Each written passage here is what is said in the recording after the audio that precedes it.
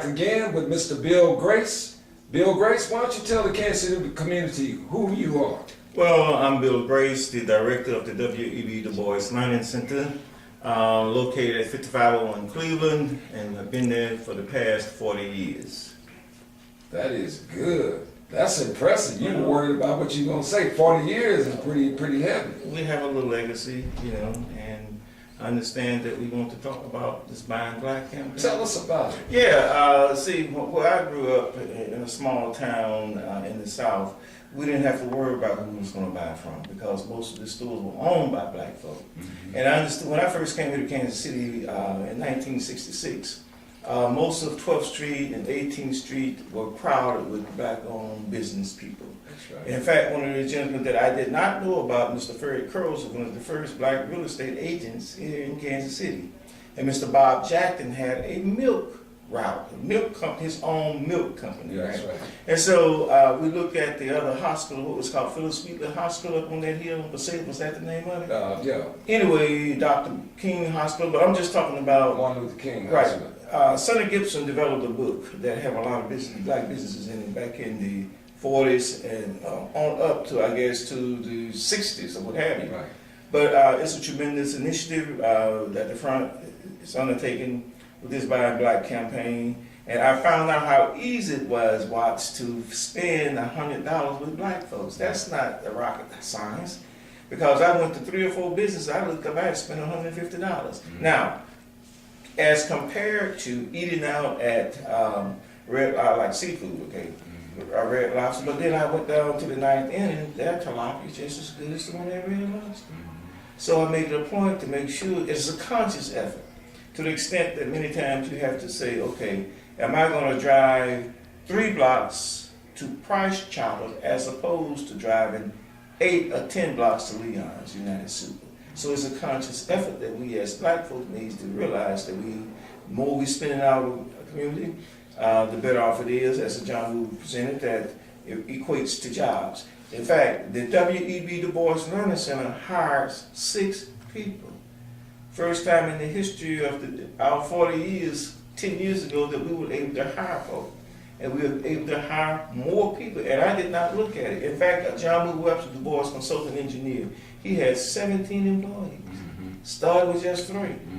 So, and when he said that black folks hire so much out of black folks, it seemed as though all of our people are in industry, not looking at those small businesses, mom and pop businesses that are located in our community that hires 2 or 3 or 4 people. Mm-hmm. Right now, we don't know how many people that Niecy's hired.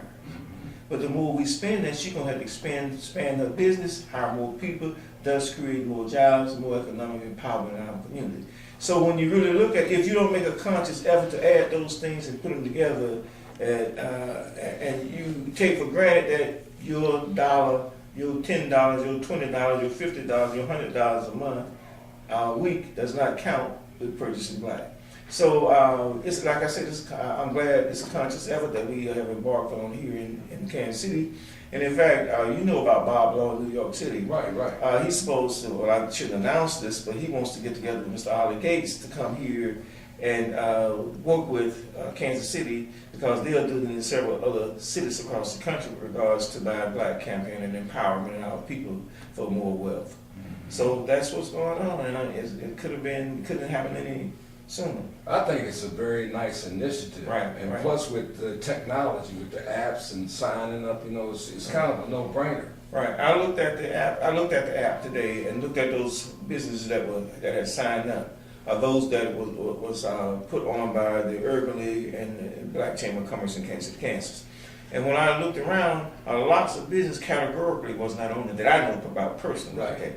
And so there's a lot of new business, a lot of startup business, there's a lot of old business that did not, may not have been on the list that was created by the Urban League and the Black Chamber of Commerce in Kansas City, Kansas. Mm-hmm. And so I'm talking about categorically. I'm talking about some simple business like restaurants or what have you. There's some accounting service business. In fact, my accounting service business is not even on the list. When I looked on there, I went on the apps today and looked on accounting. Right. I didn't see mine. And you know who she is. She's a business associate, Margaret Weatherby. That's right. Right. She's not on there. So what I'm saying is that unless we make a concerted effort to call in and tell the people that's developing the app are adding to the app who these folk are, then they may just not go. Well, I'm certainly going. I know I'm not on there, and I'm gonna pass the word around. Right, Yeah, right. I'm gonna put it out there. Again, tell the folks who you are and what do you do. Bill Grace, co-founder of the W.E.B. Dubois Learning Center, where we tutor kids in reading, math, science, and computer technology. And you believe in what? By Black empowerment, creating jobs for our community, creating wealth for our community, thus reducing crime. They deal. It was a pleasure. Same here, my brother. 40 years, but Yes, we've been sir. knowing each I other. know you, Horace Peterson, Tim Stood, Nico Hannon, I know all the gold brothers. That's right, man. And I tell them, man, look, man, I got some soldiers. I said, you just want to know this? You want to know something? Why don't you let's come on and talk with us? Then we tell you, Yeah. Jim, what?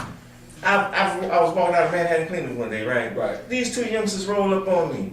I said, hey, man, look, man, this mister, you look like you're pretty successful. Can you show us how to find a job? I'm thinking they're gangsters, right? Right, That's how, here I have been in this community all this time. I couldn't hire them. right. I can't, they just left out, I just left out of Manhattan Clean. I want to submit, hey, can you train these guys?